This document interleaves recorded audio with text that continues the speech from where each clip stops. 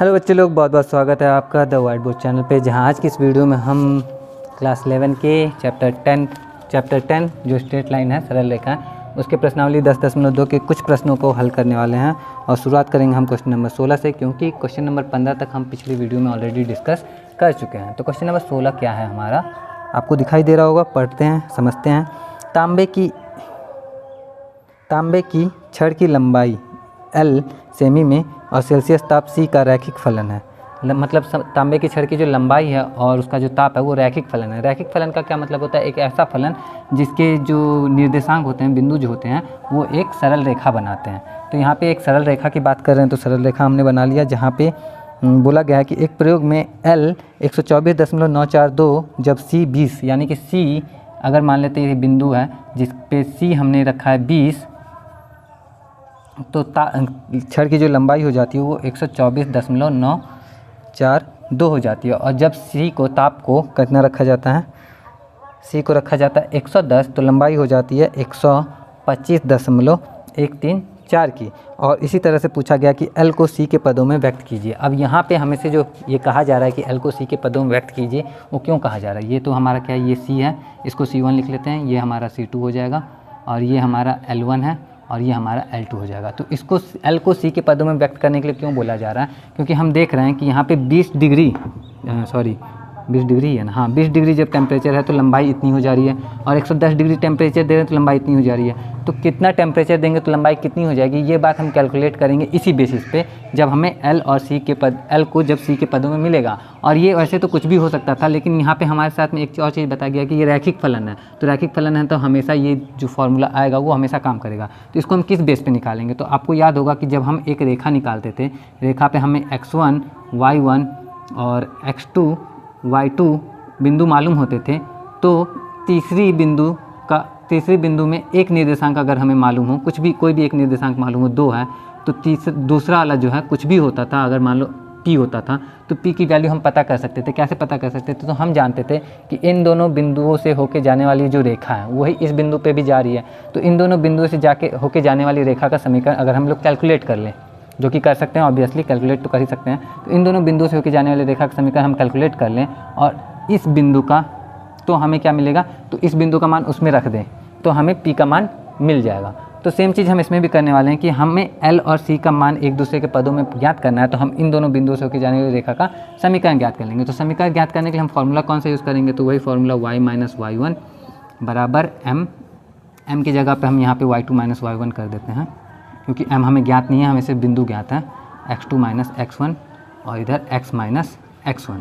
तो इतना जब हो चुका है हमारा, तो अब हम जानते हैं कि यहाँ पे y1 रखने का कुछ है नहीं सेंस, क्योंकि यहाँ पे y की जगह पे L दिया हुआ है और x की जगह पे C दिया हुआ है। तो हम इसी को रखते हैं, क्योंकि हमें यही तो पता करना है ना। तो y की जगह पे हम रखते हैं L माइनस L1 और इधर L2 माइनस L1 बटा C2 माइनस C1, और इधर हमें मिलेगा C1 माइनस C। ठीक है, तो चलो अब इस पे रखते हैं और हल करते हैं, देखते हैं कितना आता है। तो L माइनस L1, तो L माइनस L1 यानी कि 124.942 बराबर L2 माइनस L1। तो L2 में से L1 घटाओ तो ये 125.134 में से 124, अरे भाई कितना खतरनाक आ रहा है, 125.134 माइनस 124.942 बटा में C2 माइनस C1, यानी कि 110 में से 20 गया, तो 110 में से 20 गया तो बच गया 90। हम डायरेक्ट इसको लिख लेते हैं, और गुना में रहेगा हमारे पास में C1 माइनस C। तो C1 क्या है हमारा 20, C क्या है हमारा, C माइनस C1 होता है, तो C हमारा मालूम नहीं है, और C1 यानी कि 20। अब ये जो आया है इसको सॉल्व कर लो, ये आपका L और C एक दूसरे के पदों में आ गया, यही हमारा आंसर है। हाँ, इसको और आगे किया जा सकता है, लेकिन मैं नहीं कर रहा, आप लोग कर लो, इतना तो कर ही सकते हो, कोई बड़ी बात थोड़ी है ये। और हम आते हैं अगले क्वेश्चन की तरफ। तो अगला क्वेश्चन क्या है हमारा, पहले देख लें, वीडियो सब कुछ सही से रिकॉर्ड तो हो रहा है ना।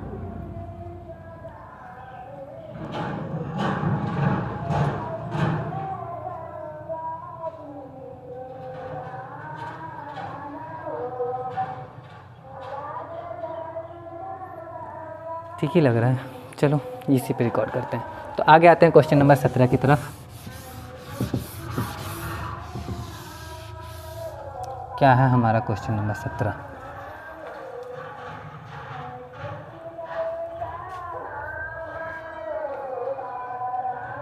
तो हमारा क्वेश्चन नंबर 17 जो है वो भी कहीं ना कहीं क्वेश्चन नंबर 16 जैसा ही है। किसी दूध भंडार का स्वामी प्रति सप्ताह 980 लीटर दूध 14 रुपये प्रति लीटर के भाव से और 1220 लीटर दूध 16 रुपये प्रति लीटर के भाव से बेच सकता है। तो विक्रय मूल्य तथा मांग के मध्य के संबंध को रैखिक मानते हुए याद कीजिए कि वह प्रति सप्ताह कितना दूध 17 रुपये प्रति लीटर के भाव से बेच सकता है। चलो इसी को समझते हैं। बोला गया मांग और विक्रय के जो मूल्य हैं उनको रैखिक माना गया, उस संबंध को रैखिक संबंध माना गया। तो रैखिक संबंध माना गया तो उसी बेसिस पे हम निकालते हैं यहाँ पे कि 14 रुपये जब बेचता है तो 980 लीटर बेच लेता है और 16 रुपये जब बेचता है तो 1220 लीटर बेच लेता है। तो उसी हिसाब से हमसे पूछा जा रहा है कि 17 रुपये बेचेगा तो कितना लीटर बेच पाएगा। मान लेते हैं कि वो 30 लीटर बेच लेगा, ठीक है।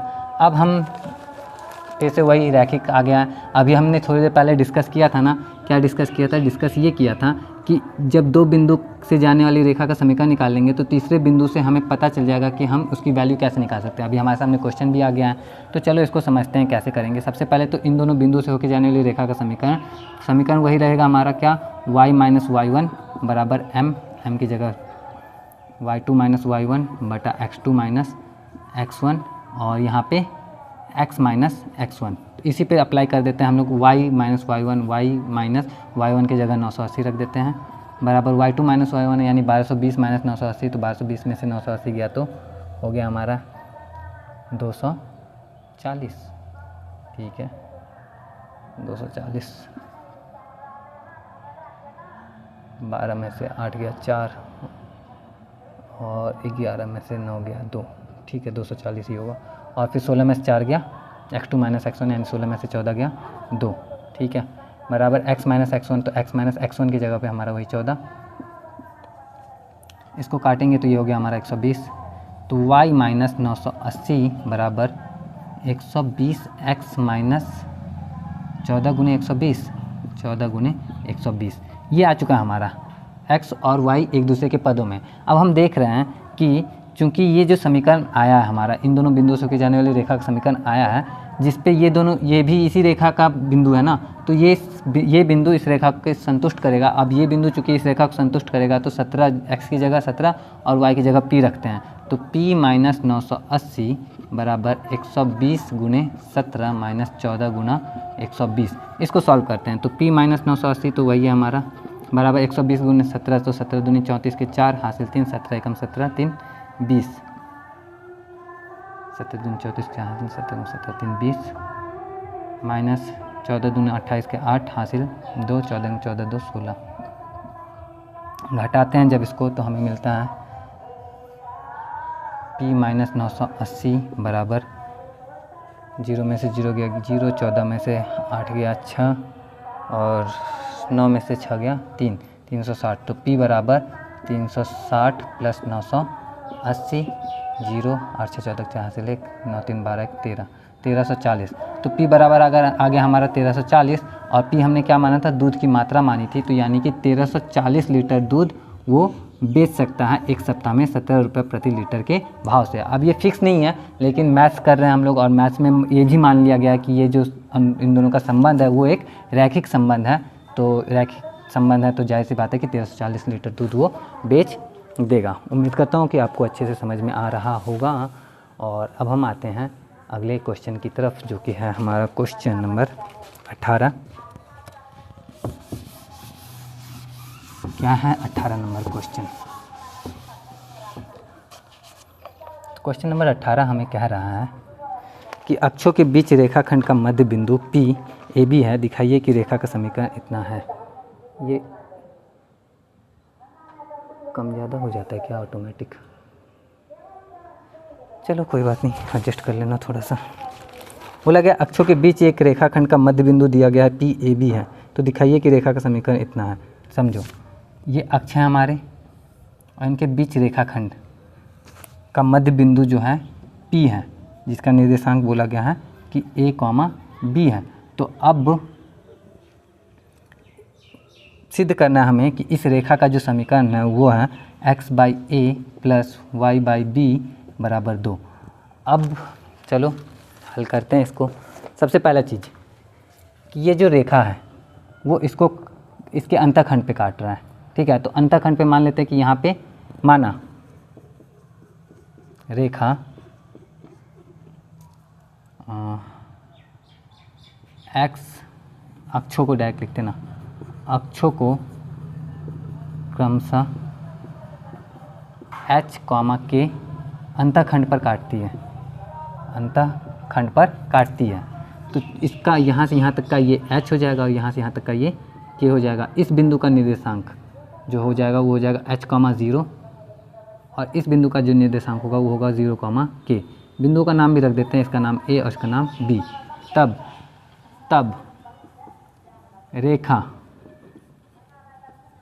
AB का समीकरण, तब रेखा AB का समीकरण क्या आएगा? क्योंकि h और k निर्देशांक काट रहा है, तो जब भी कोई h और k अंतःखंड काट रहा है तो कोई भी रेखा खंड जब निर्देशांकों का h और k अंतःखंड काटता है तो उस रेखा का जो समीकरण होता है वो होता है x/h प्लस y/k बराबर 1। ये होता है हमारा समीकरण। तो यानी कि AB का जो समीकरण होना चाहिए वो ये होना चाहिए। अब हम देख रहे हैं कि h का मान, चूँकि हमें क्या कहा गया है कि इन दोनों बिंदुओं का जो मध्य बिंदु है वो P है जो AB के बराबर है, मतलब जिसका निर्देशांक क्या है AB। हम जानते हैं कि AB का मध्य बिंदु, AB का मध्य बिंदु क्या है हमारा? AB का मध्य बिंदु P है। तो मध्य बिंदु का फॉर्मूला क्या होता है? तो P के निर्देशांक, तो P के जो निर्देशांक होंगे वो क्या होंगे? मध्य बिंदु के फॉर्मूला से P का जो निर्देशांक होगा वो होगा h प्लस 0/2। क्या होता है मध्य बिंदु का निर्देशांक? सीधे सीधे समझो कि x1, y1 और x2, y2 ये दो बिंदु हैं, इनके बीच में एक मध्य बिंदु है। तो इस मध्य बिंदु का जो निर्देशांक होगा वो होगा x1 plus x2/2, y1 plus y2/2, ठीक है। तो उसी बेसिस पे हम जान रहे हैं कि P के निर्देशांक, P चूँकि AB का क्या है? मध्य बिंदु है, AB का मध्य बिंदु P है, तो P के जो निर्देशांक होंगे x1 plus x2, x1+x2/2, y1 plus y2/2, यानी कि 0 प्लस k/2 आ जाएगा। लेकिन P के निर्देशांक तो हम ऑलरेडी जान रहे हैं कि P के निर्देशांक क्या है?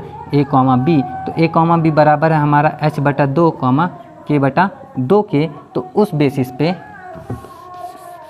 तो उसी बेसिस पे A बराबर जो हमारा आया है वो हो गया हमारा h/2। तो h का वैल्यू हमें मिला 2a और B बराबर जो है हमारा वो k/2 आया है, तो k का जो वैल्यू हमें मिला वो 2b मिल गया, ठीक है। तो चूंकि हमारे रेखा का समीकरण जो था, जिसको हमने समीकरण माना भी नहीं था, h और k का मान समीकरण 1 में रखने पर हमें मिलता है x/2a प्लस y/2b बराबर 1। 2 दोनों में कॉमन है, कॉमन लेके इसको उधर भेज दिया तो हमें मिला x/a प्लस y/b बराबर 2 और ये हो गया हमारा प्रूव्ड। क्यों? क्योंकि हमसे कहा गया था कि सिद्ध करो कि रेखा का जो समीकरण है वो इतना है, और हमने रेखा का समीकरण इतना माना था, माना था कि रेखा जो है h और k अंतःखंड काट रही है, तो उस हिसाब से रेखा का समीकरण इतना आया था, और इसमें h और k का जब मान रख दिया तो रेखा का समीकरण इतना आ गया, और यह बात हमारा प्रूव हो गया। उम्मीद करता हूँ कि अच्छे से समझ में आया होगा। समझ में आया तो कमेंट करके बताना ज़रूर। और हम आते हैं जल्दी जल्दी अगले क्वेश्चन की तरफ। तो अगला क्वेश्चन क्या है हमारा? Question number 19। क्वेश्चन नंबर 19 है हमारा, अक्षों के बीच रेखाखंड को बिंदु R h, k के 1:2 के अनुपात में विभक्त करता है, तो रेखा का समीकरण ज्ञात कीजिए। अरे यार, सेम टाइप का है लेकिन थोड़ा अलग है, ध्यान से समझना, थोड़ा टफ भी है। उससे बोला गया कि अक्षों के बीच रेखाखंड को बिंदु R, अक्षों के बीच, पहले तो अक्ष बना लेते हैं, ये अक्ष हो गए हमारे। अक्षों के बीच रेखाखंड, इसका नाम A और B रखते हैं, और इसके निर्देशांक हमें मालूम नहीं है तो हम A और B ले लेते हैं, क्योंकि उस टाइम पे A B नहीं लिया था, इस बार A P ले रहे हैं। और बिंदु R है, यहाँ पे कोई बिंदु R है जिसका निर्देशांक दिया हुआ h, k, और ये बिंदु, इन दोनों, ये जो रेखा है AB, इसको 1:2 के अनुपात में विभाजित करती है। चलो बहुत सही। तो रेखा का समीकरण ज्ञात कीजिए। तो हमें इस रेखा का समीकरण ज्ञात करना है। चलो देखो, सबसे पहले क्या किया हमने? माना रेखा AB अक्षों के A, B अंतःखंड अंतःखंड काटती है, ठीक है। तो ए और बी अंतःखंड जब काट रही है तो इस रेखा का जो समीकरण होना चाहिए वो होना चाहिए x बटा, अतः रेखा का समीकरण, अतः रेखा का समीकरण हो जाएगा हमारा क्या, रेखा का समीकरण x बटा ए प्लस वाई बटा बी बराबर 1, ठीक है। इस रेखा का समीकरण क्या हो गया, x बटा ए प्लस वाई बटा बी बराबर 1। अब हम जान रहे हैं कि चूंकि ए और बी अंतःखंड काट रहा है इसलिए बिंदु ए का जो निर्देशांक होगा वो a,0 होगा और बिंदु बी का जो निर्देशांक होगा वो 0,b होगा। क्यों, क्योंकि ये यहाँ से b दूरी है, ये हमने माना था ए और बी अंतःखंड काट रही है इसलिए, और ये भी हमने माना था। अब ये a और 0 क्यों हुआ, क्योंकि x अक्ष पे ये a दूरी पे है तो a और y निर्देशांक तो 0 होगा x का, ये b दूरी पे इसलिए b, x निर्देशांक 0 हो गया इसका। तो ये हमारा समीकरण है उस रेखा का, इसको हम 1 मान लेते हैं क्योंकि इसमें बाद में हमें a और b का मान रखना पड़ेगा, ठीक है।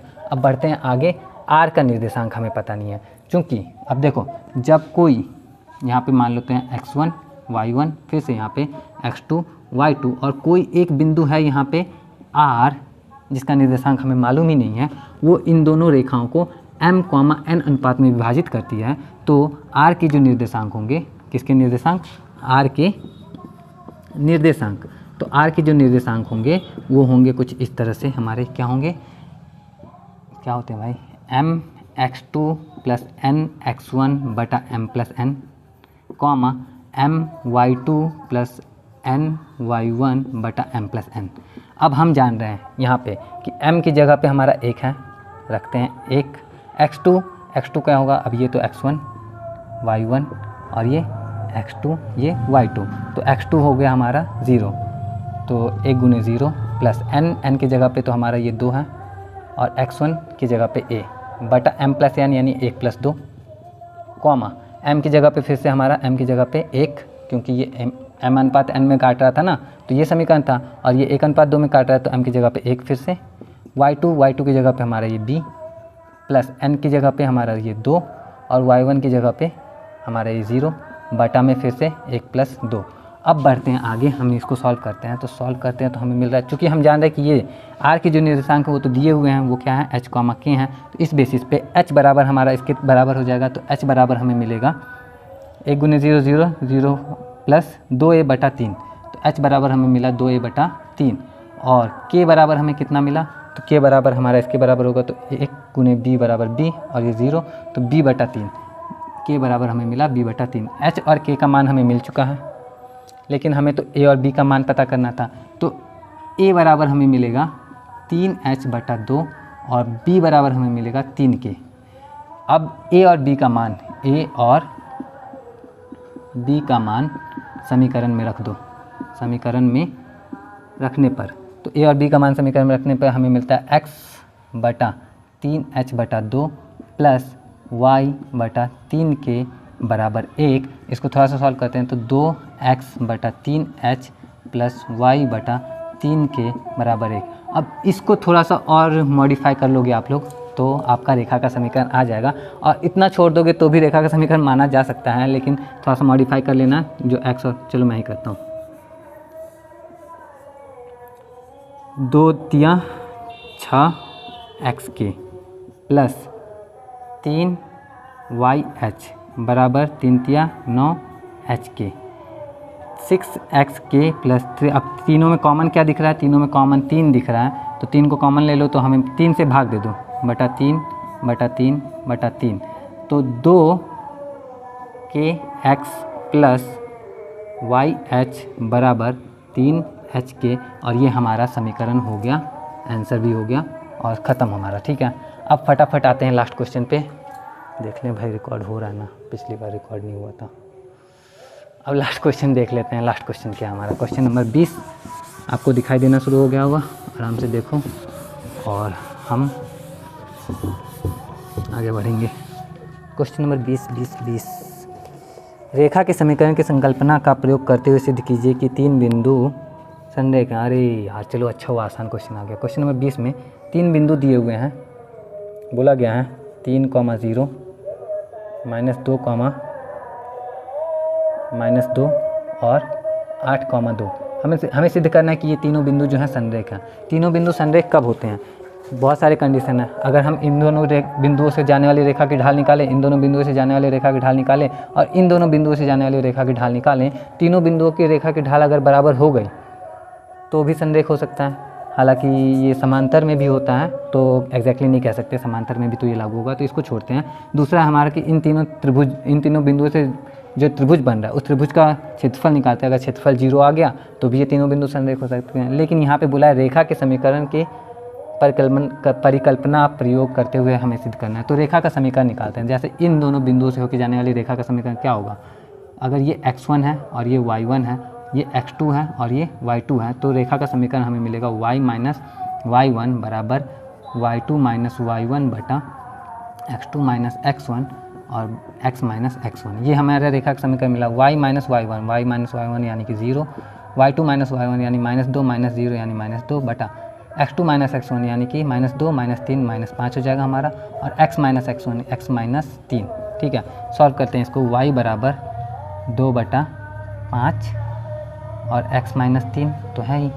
इसको थोड़ा सा और अच्छे से करते हैं, तो 5y बराबर 2x माइनस 6 और 2x माइनस 5y माइनस 6 बराबर 0।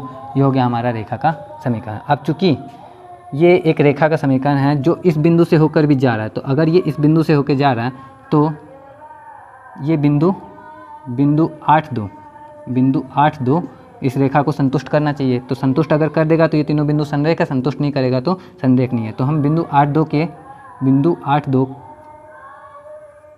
का मान समीकरण में रखते हैं, रेखा के समीकरण में रखते हैं।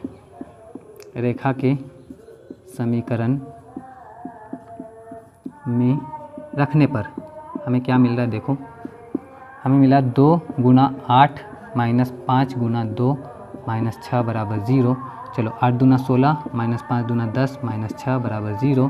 16 माइनस 10 यानी कि 6 माइनस 6 बराबर 0। 6 में से 0 गया, 0 बराबर 0, यानी कि ये बिंदु इस समीकरण पे को संतुष्ट कर रहा है, अतः यह तीनों बिंदु संरेख हैं। लिख लेना लास्ट में। और इस तरह से हमारा ये ख़त्म हो गया। उम्मीद करता हूँ ये कि आप लोगों को अच्छे से समझ में आया होगा। और आज के वीडियो के लिए इतना ही रखते हैं। वीडियो अच्छा लगा हो तो लाइक ज़रूर कर देना, कमेंट करके भी बताना कि आपके लिए वीडियो हेल्पफुल रही या नहीं रही। बाकी मैं मिलता हूँ आपसे नेक्स्ट वीडियो में। जय हिंद।